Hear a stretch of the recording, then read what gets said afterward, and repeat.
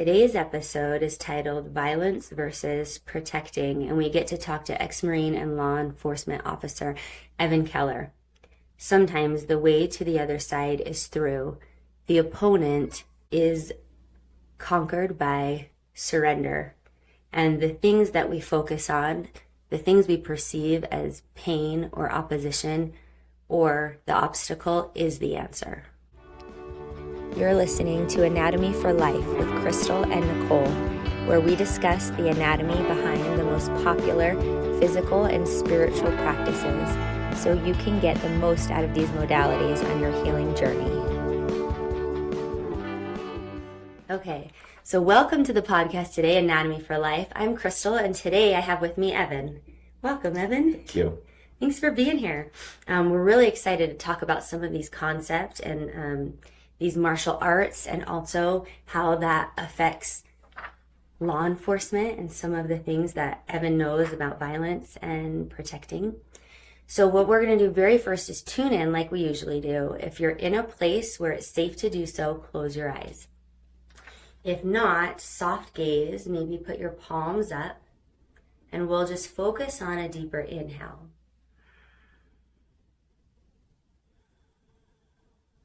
Notice what your body feels when you allow instead of pushing and pulling.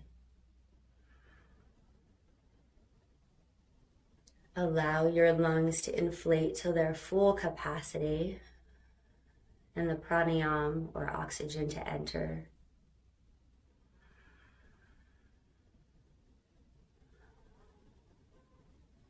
Notice what comes up in your nervous system or your mind that may be blocking or limiting the amount of surrender you can access today. And just view that compassionately, move gently, and give yourself 3 more practices. When we inhale, we're calling our power back, anything that we've outsourced, our self-esteem or ego or ideas. And we're pulling that back to us, remembering we remain the ultimate authority.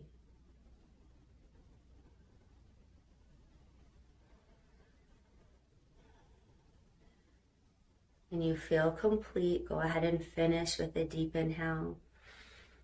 And a relaxing exhale through your mouth. And blink your eyes open. We'll just see where we go today. So thank you for joining me again. My pleasure. I'm all relaxed now. I don't know how much good I'll be to you. That's the place I want to speak from. That's the place. I know, it's scary though, right? Because then you're like, oh, I'm not holding on to all the things in my head I had planned. Yes. But we've known each other long enough. We know good things will come. I do want the listeners to know, I first met Evan when he lived in my neighborhood when I think I was 12 years old. And he was my, not to age you, just to That's okay. More to More to illustrate how long I've looked up to you and respected you and learned from you in these practices. He was my Kenpo karate teacher. And I actually think, now it's ironic because my listeners know what I teach, I think you were the first person ever to teach me breath holds. And to challenge me to begin to increase that, where my mind began to understand that you could change that. And I was in control of my breath. I remember going home being like, he said someone held their breath for 100 seconds. So I know it's possible. I will try. That's where it all began. So Evan is a husband, father of 3 boys, 35 years teaching and studying martial arts. He's a violent crimes detective specializing in domestic violence and has a master's degree in business administration and a bachelor's in psychology. How do you want to introduce yourself?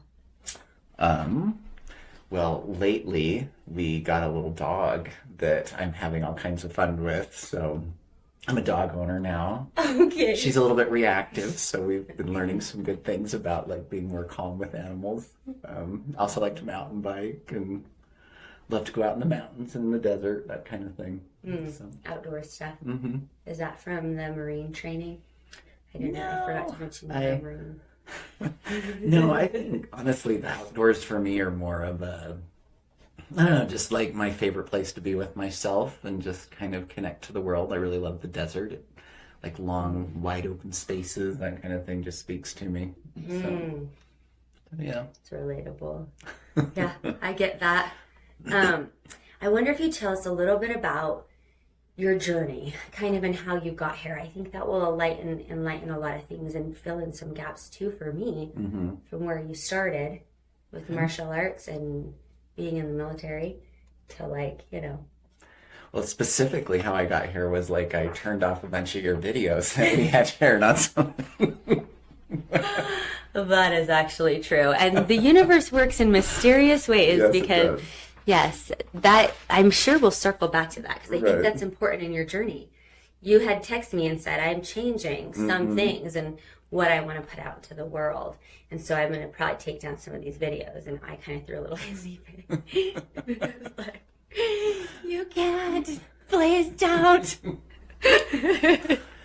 So I don't know. I've been, I guess, feeling like I've kind of completed a journey in some ways. As far as like just finding another journey. But so I took down those videos. So I had I've been doing martial arts since I was 11. I'm 47 years old now, so I've been doing it a really long time. The spiritual aspects of it have always interested me a lot, but there was also, as I look at it, I think kind of an insecurity in me and in myself that drove me to want to be strong and powerful, not liking feeling bullied, and then by extension, I'm a fairly compassionate person, so not liking to see that happening to other people and that kind of thing go on in the world. And so my answer to that was, to like try to become powerful and strong and join the military and try to know a lot of stuff and do a lot of things and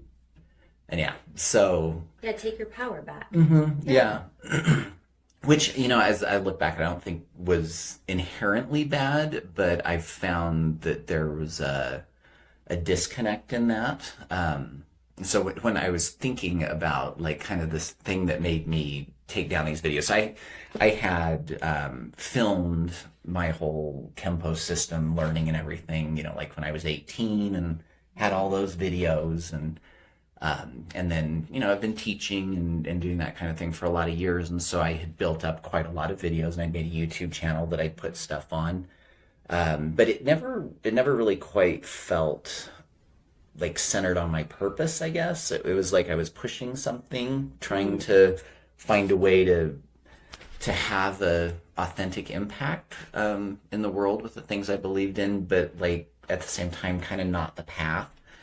But I've had one of those spirits that just likes to thrash around and try to push stuff and make it happen instead of taking a step back and maybe listening, So yeah, so I had that YouTube channel, but I had a pretty deep insight into myself a few months ago, where I realized that like a lot of that pushing and everything was just covering up some stuff in me. And I think this kind of thing is common of just like a lack of full acceptance of and really truly liking myself as I was, instead of having this vision of who I was supposed to be and liking myself insofar as I manifested whatever that ideal was.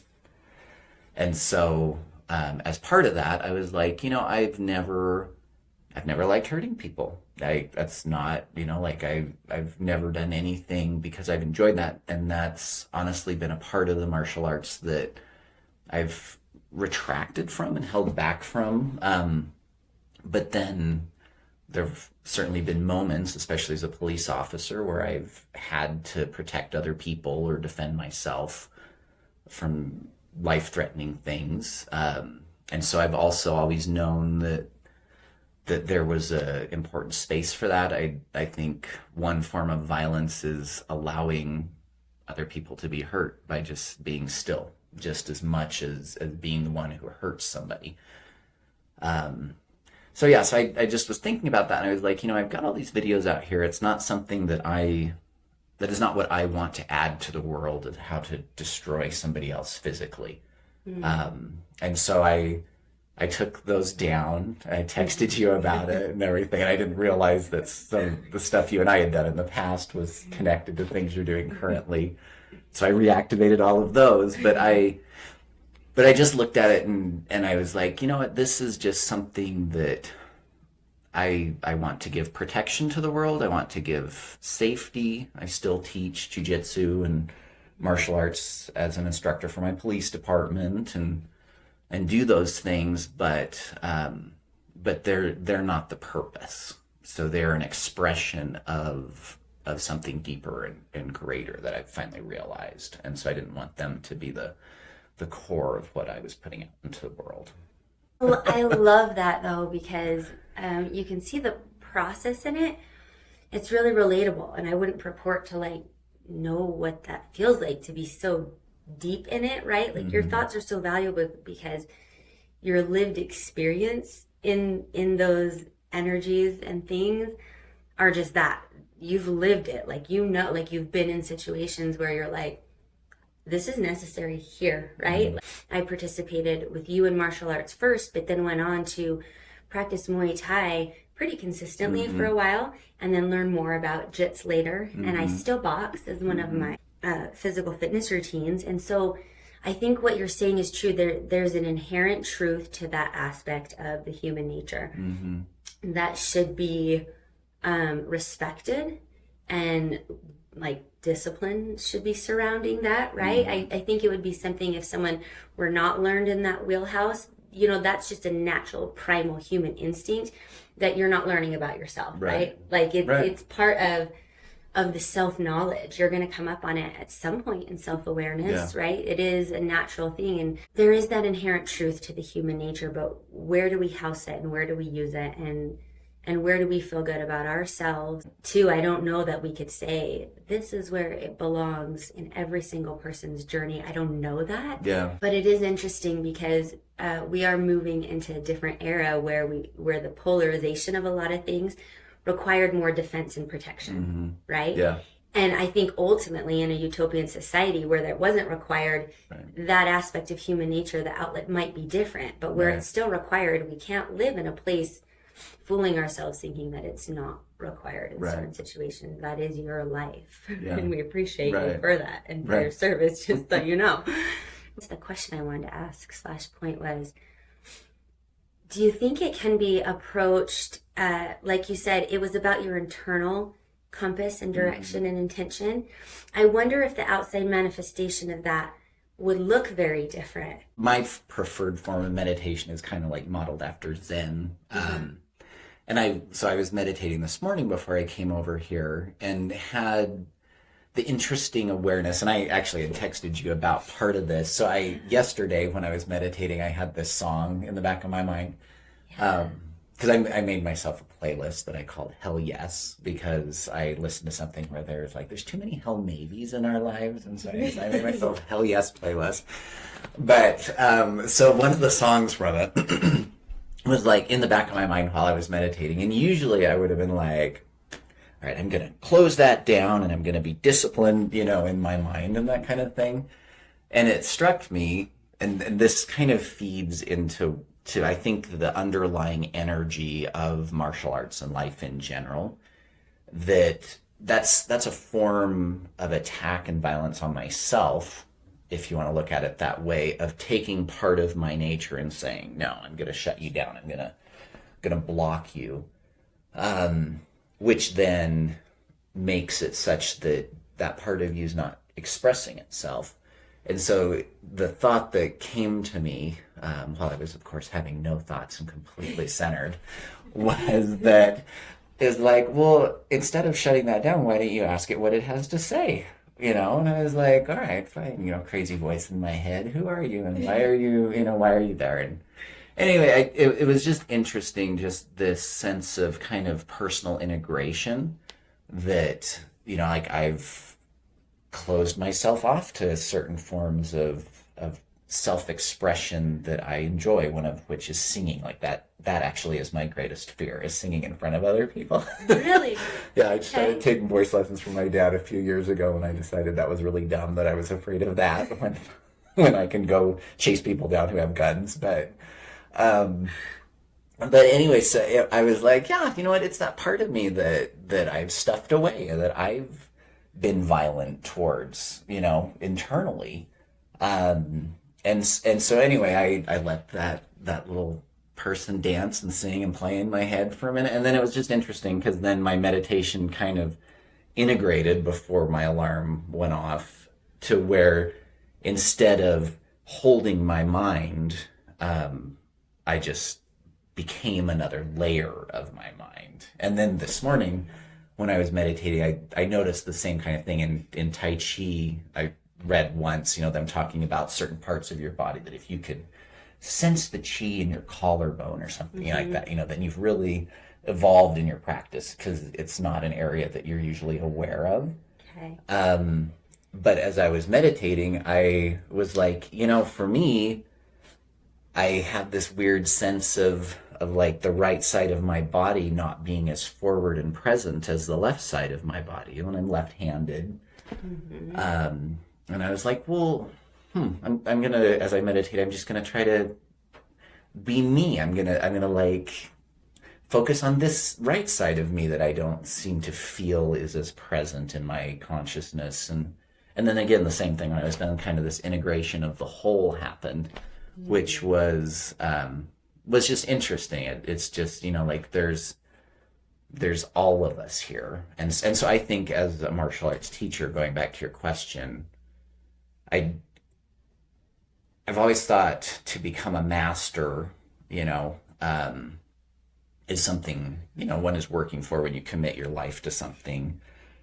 But the closer you get to it, the farther away from it you realize you are, because we're all human and imperfect. So there is no such thing as mastery, but we can become one with our usness, and I think that understanding is the foundation of teaching any kind of practice, be it yoga, martial arts, qigong, whatever, is something that's powerful, because the better and more evolved you are as a teacher, the more directly you can point people to finding their truth, instead of getting in the way and thinking that maybe somehow you're the example that you're pointing them to. And so I think we can cause a lot of problems as teachers before we realize those things, because we don't point people where they need to go, which is to their true self. That was beautifully said. Maybe it's that the practice isn't changing that much, and I've noticed that in my teaching as well, is like the asana itself and the meditation and the breath practice, and maybe isn't changing that much, but that tool is definitely being used for a different intention. You're right. I think you're right about that. I think it's a tool and it's a vehicle. And is it infused with the understanding where we sat 20 years ago, or is it infused with just a deeper knowledge and the pointing back to the self-sovereignty now? Yeah, so maybe that's the difference, because I feel like the Kenpo katas don't look different, right? The Qigong practices don't look different. My asanas don't look different. But absolutely, that energy underneath it and the energetic message we're portraying, that's absolutely different. Yeah. You also mentioned something about there's power in that discipline, right? And it's powerful because how else are you going to approach that line? Like when you were talking, I was like, yes, it's the infinite parabola, right? Like you think you're approaching a line, but the closer you get, the closer you are really in the quantum realm to seeing how far away from that line, or realizing that you will never reach that line. But there is a reason for the discipline. You had texted me something that says you learn the kata to forget it. Yeah. Will you expound on that? Well, yes, I can. And I think this also goes to how one can become a better teacher too. Because, so Kenpo, so I started Kenpo when I was 11. There were 150 techniques that I learned on both sides, plus another 60 something katas and all this stuff. And then I boxed and learned jujitsu, and you know what I mean, Aikido, just on, and Tai Chi and all this kind of stuff.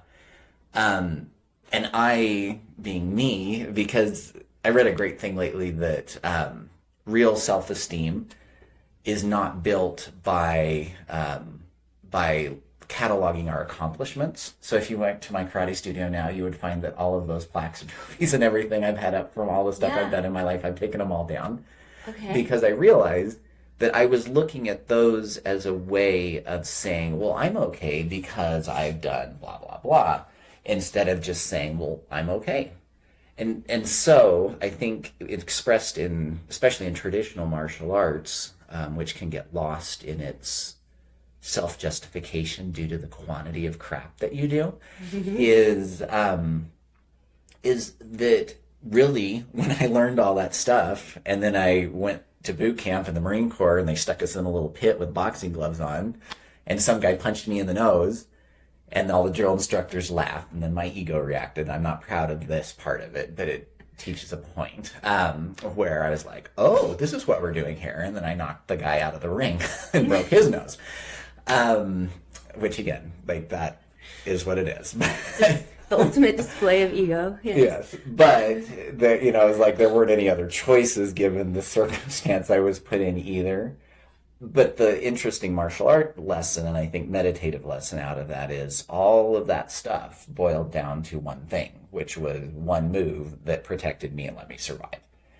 And martial arts does a very good job if you stop hiding behind what you know and actually put yourself out there to see who's better, sorry, in that egotistical way, but still. It's like that Brad Paisley song, I'm still a guy, I'm sorry. But anyway, but you'd look at that and you're like, well, all that training, it boiled down to that. And so that was the beginning of me realizing that the more one learns about any kind of actual physical practice that's taking you to some sort of enlightenment journey, is all of that stuff, once you learn it, you throw it away. So the more I have learned about what actually works and what matters, the more I've thrown away, because though those things were steps to get where I was, once I got where I was, it would be kind of like looking back on the trail and being like, well, I'm going to go collect all the dirt that I just walked across and keep it with me as I keep going on my journey. It's like, well, it's just a trail. It's, and so I think that true center, for Kenpo, it's like, oh, what matters is maybe 7 moves. And so now if I were choosing to teach someone that, which I've backed away from, it's like, well, this is all you need to know. And then for me, once I realized how lethal and harmful those things were and how that's not what I wanted to be, then that moved me towards jiu-jitsu and other things where I now feel I have the complete choice of controlling someone, keeping myself and others safe, but only doing as much damage as is necessary. I used to make your son memorize a saying that one part of it was that I only use enough force to restore harmony. And I think that, is another piece of where one gets to with martial arts. So you learn all that stuff, you look at something more meditative and less violent, like Tai Chi. Well, that means the grand ultimate. And it has like yin style and all these forms and things, but it's just the grand ultimate. You don't need to do it the way somebody else did. Just because they did it somewhere doesn't mean they're right. They were just trying to learn something. And I think sometimes that we would do a lot better, instead of calling it Tai Chi, just calling it waving your arms around and breathing. You know what I mean? And Zen maybe should just be sitting still and breathing, because I think we put like this mysticism onto what needs to become a very simple process, because it comes from somewhere else. And so we think there's some mystical power to it. But what we need to find is, well, you and I are both already enlightened. We may be too dumb to know it. You know what I mean? But like there is nothing that is going to be added to us as we continue to progress spiritually. We are just becoming more aware of what already is, And so to me, that I think is what it means. you have to teach someone some form of something if they don't know anything, because you need somewhere to let their mind focus and start to hang these principles. But the problem becomes when you make this endless list of accomplishments and belts and degrees or whatever that you have to gain, so that they're then continually striving to add to themselves something that they should be taught that they already have. So you teach them enough, and the better and wiser, more masterful teacher you are, the more you comprehend what is enough. But then really you need to be egoless and pointing them back into themselves, so that they learn that the master is within them. And of course, there are guides along the way. There are things that you've done in my life, like when we kind of started mucking around with videos and things like that, that there are things that you told me that you were a master to me with those things, and you brought things into my life that I was ready for, and then I've integrated them into what I do, and they've increased my health and my awareness and everything. But I think we kind of float between teachers, in our life, really. Oh, what an intricate dance, right? Between the ego is too present, and so they must be dealt more discipline, right? And asana, because they need something to hang these principles on. And ultimately, these tools, which you were brilliant at teaching me in the perfect moments as well, time to surrender through and drop sort of the attachment to the practices, and let's reveal, what the truth is here. And so you're right, it might be just a personal journey, and what a delicate, sort of handling through that process of here there are tools that will get you to that, and we do need to hang, I like how you said, hang those principles on the things, but then a very vulnerable precipice of when now that tool and that hook is mistaken for the end to the means, that's mistaken for the enlightenment principle, and that's when it needs to be taken away, and the student is left with themselves, or left falling, right? Like, you're now going to get punched in the nose because you need to learn that all these belts you've hung those principles on is not the point, right? Like, you now need to be practicing yoga for 20 years and break your body, right? And realize when you can't participate in the asana, what is your yoga? I've seen that happen many times as well. Right, I think that happened with us in headstand, didn't it? I am on this journey to stop messing up my back. I'm doing way better.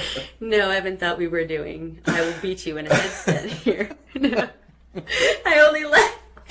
I laugh because you beat me at everything in the whole life, the breath holds, the speed, the agility, the knowledge of the martial arts. That has been something that I've always put on a pedestal for me in particular, because it's not something that's come natural to my body. And so I've always really envied thinking that's a piece of me that I will reach more enlightenment if I am more, like a ninja, or, if I can master my physical body. My respiratory system has always been weak, my cardiovascular system. If I can master that, I will take back some power. Like, I thought I would achieve some sort of knowledge. So I do have to laugh at that, because maybe we put these funny things on the pedestal. I think so. At least I've found, because I hurt my back again squatting, because I've always hated how skinny I thought I was, and I'd gone 2 years, but it was in the midst of a whole bunch of other spiritual realizations. But I warmed up, I did everything right, and then my back popped when I dropped into the first squat. And I was like, ugh. But what I realized was ultimately that I've been fighting against that the enlightenment was my weakness and my imperfection, and that the acceptance and love of that as me, little old stupid me, is wonderful. You know what I mean? And, I love that. Yeah, it's the realization. We have to step into the arena, right? Because we have to participate in the practices that will bring us face to face with our blockages and with our egos, because it's the practices that eradicate that from us, for us to realize I was whole the whole time. Just the nature of the world. I think we need the contrast, we need the practice. These are the tools, right? This is the way. These are the paths where we realize we were whole the whole time. So it's that it's that juxtaposition of we have to be walking on the path, but then we have to not be mistaking the path for the wholeness we carried the whole time. Right. I'm really curious if you have any other stories, even or relations to how you move through this in law enforcement, especially in special victims unit, special victims investigator. That just seems like a place where the rubber meets the road, and you're always in the violence and the protecting. And I don't know, do you have some light or some wisdom you want to share with us about that? Yeah, it's interesting. So I started in law enforcement in 2000 and did it for 4 years, and kind of thought I was going to change the world, white knight, white horse, all that kind of stuff. And giant ego of like, and also if everyone's going to see how amazing I am as I do this. So I saw that things cycled and they didn't seem to change. And then, of course, I wasn't getting the recognition I wanted either. So I went and started a business, did that for a while, and got wrecked after a while. Lost everything. Ended up with wife, 2 kids, in a bedroom at my parents' house. And I am getting where we're going with this, but I had a pretty powerful experience. So we had lost everything, our office that we had opened, all that kind of thing. And Wendy and I were selling our plasma so we could put gas in our car. And I didn't have enough money to drive anywhere. So I went around to the businesses by where I sold my plasma and tried to prospect. Nothing happened. I drove down to the Provo River and walked down this dirt road and was standing on the bank. And all of a sudden, these 2 guys came out of the trees. And one was all covered in tattoos and shaved head and everything. And he walked up to me, and his friend kind of stayed back a ways. And he walks up and he gets right up in my face. He's like, "I'm going to beat you up. I'm going to hurt you," like all these kinds of things. And I was having a bad day.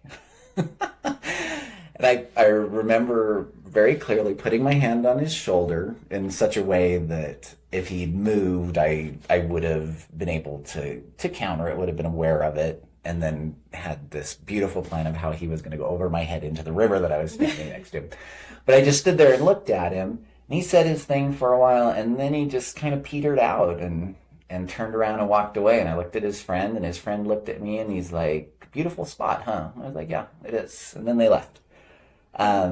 And out of that, I was like, you know what? This is my life right now. There's all this stuff going on that I can't control, that's screaming at me and beating me down, but here I am.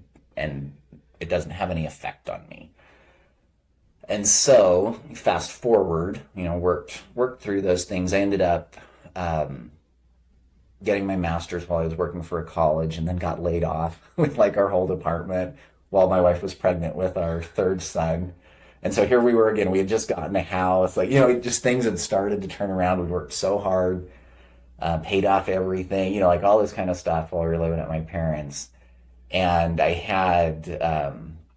got laid off, and I couldn't find anything to do that I wanted to do. I was even looking at stuff that I really didn't want to do because I was very sick of sales. And then one night I had this dream that I was cleaning out my police car. And I was like, yeah, whatever. But then it just stuck with me. And so I called some friends, and I told my wife, who got quite upset because she's like, "I did not like who you were when you were a police officer before. And I don't want to go through that again," and everything. But it was the only door that would open, and it opened just fast, To be in law enforcement again. Yeah. I mean, it was just the path. It was what was supposed to happen. And then very quickly, within 2 years of coming back into law enforcement, I was put in charge of a family crimes unit, working with victim advocates. I did the training to be a victim advocate as well as a police officer. I'd go find women, pulling statistics from the department because I have an MBA, sometimes an unusual trait in law enforcement, but I figured out how to go find victims that weren't reporting that they were being abused and knock on their doors and be like, "I think you're being abused because I'm seeing these calls at your house." And anyway, so there's a tremendous amount of trauma that is very sad to see how predominantly men, sadly, are imposing their will on people that they're supposed to love and be there for and nurture and protect in toxic ways. And they're destroying themselves in the process of doing it. So I've sat down with tons of those men. I mean, I've probably thousands of cases of this stuff that I see over and over again. I investigate strangulations is like one of my big areas. And you just start to see patterns of how it's fascinating to interview these perpetrators, because usually I can tell when someone's lying because there start to be incongruities in their system. Like that's how you know somebody's lying.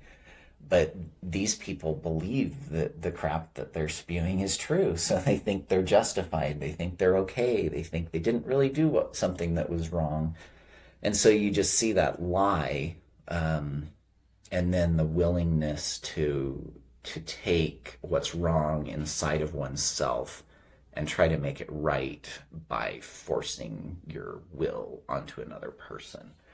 And I've learned out of that, because I think part of why I'm a good investigator is I see myself in those abusers. And I also see myself in those victims who, I've been less than kind to people in my life, and I've been rude, and I've pushed my agendas instead of listening to and seeing them. And then I've also had that done to me. And, so I think when you work with those things, you just see the importance of just going back to what we were talking to at the beginning of people need to be empowered and loved into being able to find themselves in their own safety, and then nurtured along their path. And there's a lot of broken people who hurt other people trying to find their own way, stupidly and wrongly, but that's still, I think, usually what they're after. And then there are a lot of people who don't know that they have power and they don't have to be in those situations because of how they've been broken down and isolated and hurt. So the world I think the answer, obviously, to solving all of those things is love and respect, but sometimes that's in short supply, sadly. Yeah, that's fascinating, because, my husband always said that about being a source operations and interrogator in different places of the world for the military. He said, ultimately, what you learn in those techniques and those trainings is that the best interrogator is one who identifies with the source, right?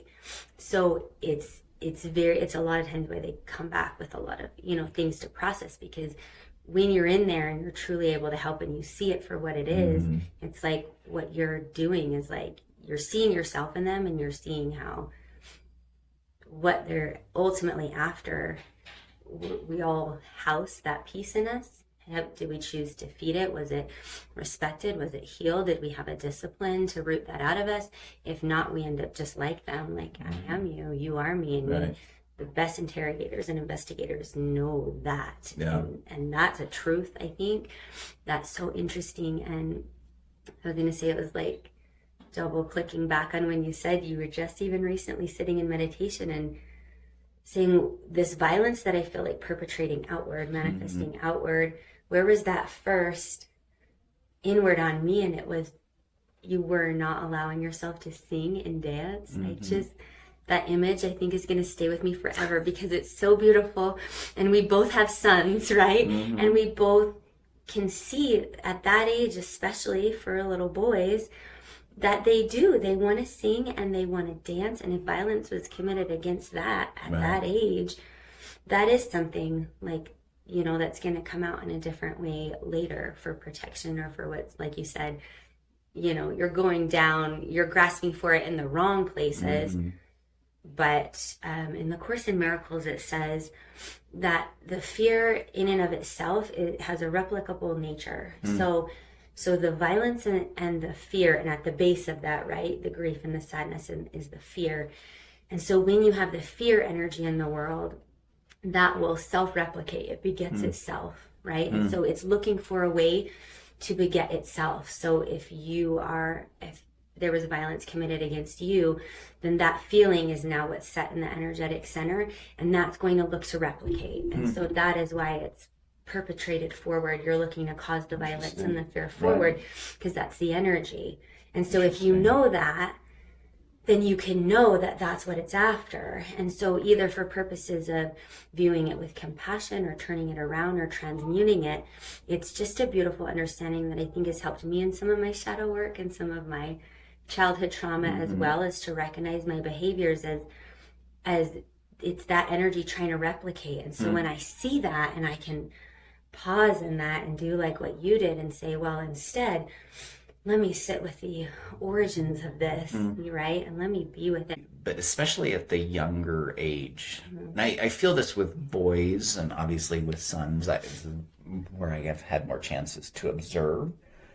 But I feel like with boys and men, there is very frequently a question, and I think it extends beyond just a cultural question. But there is a question of, am I strong?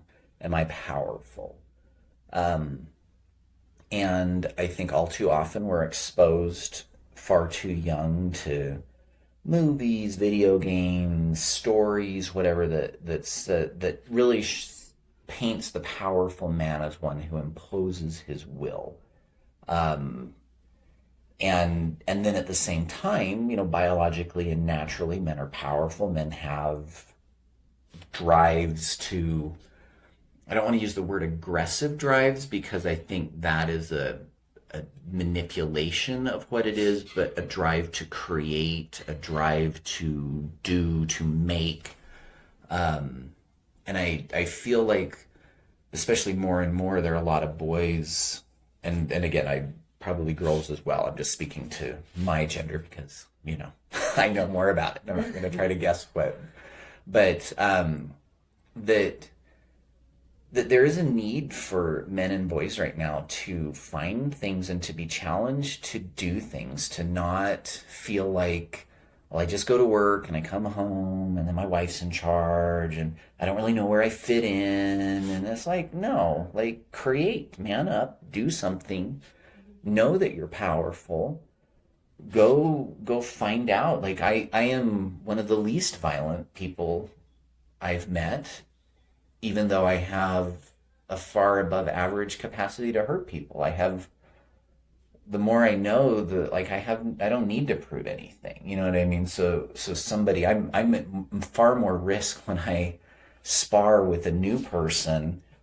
Like, I'm not going to hurt them. They're probably going to hurt me, because like, you touch them and they're all tense and afraid because they've never, like, there's so many men that have never had a chance to be anything but full of bluster and crap about how strong they want to pretend and think they are and look like they are and strut around and do all these things, but they haven't had the opportunity to actually find out their strengths and weaknesses for themselves and then accept them and then find real strength, Absolutely. Well, that was one of the things when us women would train jits in the gym. We would only partner with the teachers or the experienced people, because we knew we would get hurt. Right. With the white belts. Because they've got something to prove. That what they're really proving, and I've done this many times in my life, so I can say it.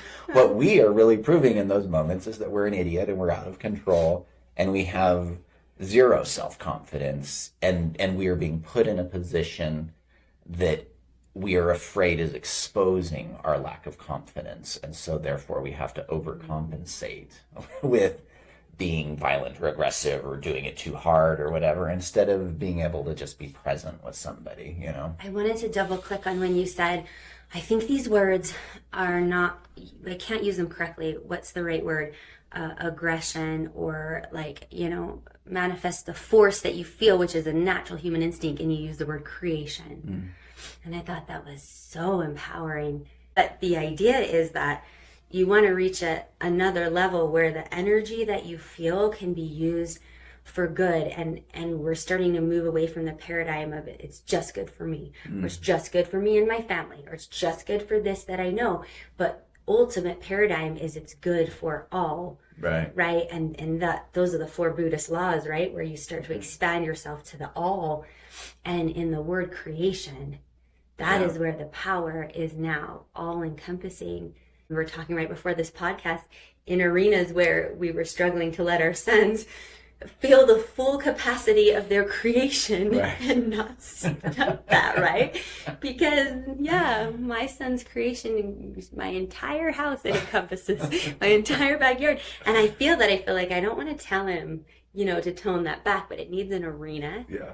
And maybe, Right. and maybe now even more, I understand that I need to allow for that and help Right. him feel powerful in that arena and not repressed.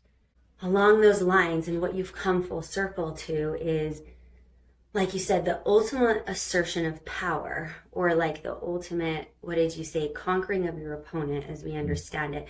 When we misunderstand that these perpetrators or like yourself is not the opponent, you had written something about not conquering them, but like bringing them in.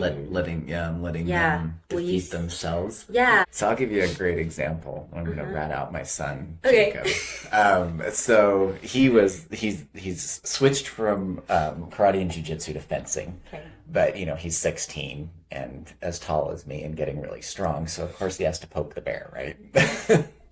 So he was like kicking at me the other day. And I was like, all right, come on, down here on the floor, let's go. And so he got on top because I started teaching my boys when they're like 5. But he was just like full of all this strength and he's like trying to make all this stuff happen. And I just, laid there and I kept myself from getting hurt and I just held on to him and controlled him and just let him wear himself out until, he just had spent all of that excessive energy and became quite malleable and easy to defeat. And so he went to school with some marks that, do not indicate child abuse, but just, healthy competition and a great lesson to learn in his life. And so I pointed out to him, I was like, you're working really hard to force something where I was not working really at all. I wasn't even breathing hard by the time he was defeated. Because I was just holding my center and letting it happen. And I think that, be it ourselves, be it others, that side of us that just gets all wound up and tries to muscle everything and force it and all of that, the lesson that we can learn, hopefully sooner than later, because it's like breaking yourself against the rocks until you do, is that there is a flow that you can get into and be it in martial arts, be it in relationships, be it in our own lives, that if we'll move in that, that life works much better. I do not promise you I'm going to learn that lesson when I walk out the door today, but at least I can kind of say it. It's a practice we're now aware of. There we go. That maybe we can choose to participate in more often. There we are. Yes, I like that. Because it's better than not being aware of that practice for a lot of years. And yeah, that's amazing. Yeah, and that is the lesson in it. And the places in my life where I have been able to, surrender to some of that too. Wow, have things turned around quickly. Right. More quickly. Right. And I think that's a good lesson to end on. I think you just said so many beautiful things that I want to listen to again. There's so much in there. We could talk forever, but maybe if that is the lesson in all of it. And I just want to say, you've come to such a beautiful place and I've seen it. I've always looked up to you and I've always thought that the way you've moved through things had that quality. I've been able to participate with you in a few different arenas where you had that the whole time, whether you felt like that inside or not. You were battling your own demons. You did and have and continue to put so much good out into the world. You've taught me those lessons. You've taught my children those lessons, and you have moved through things very thoughtfully, very mindfully. You've really embodied all those martial arts things right along the way. We'll see that in your movie when you watch it in the next life.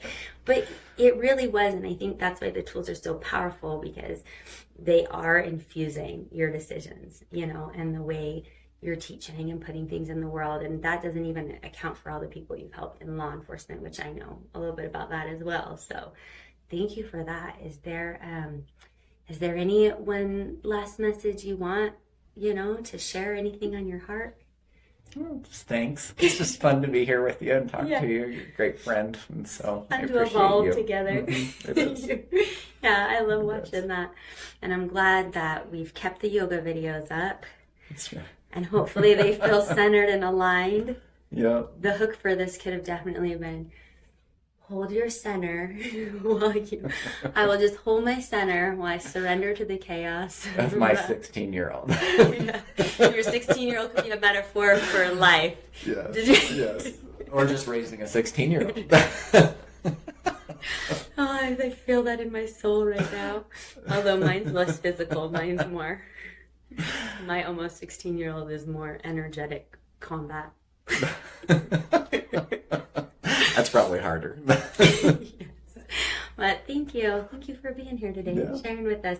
If you want to contact Evan, are you putting things out there right now? Do you have Not really. I mean, if teaching there's videos? anybody that like needs my help in any of the stuff we talked about, we could stick my email in the notes. Okay. So I think that's probably good for now. Perfect. I will do that. Well, thank you. So, yep.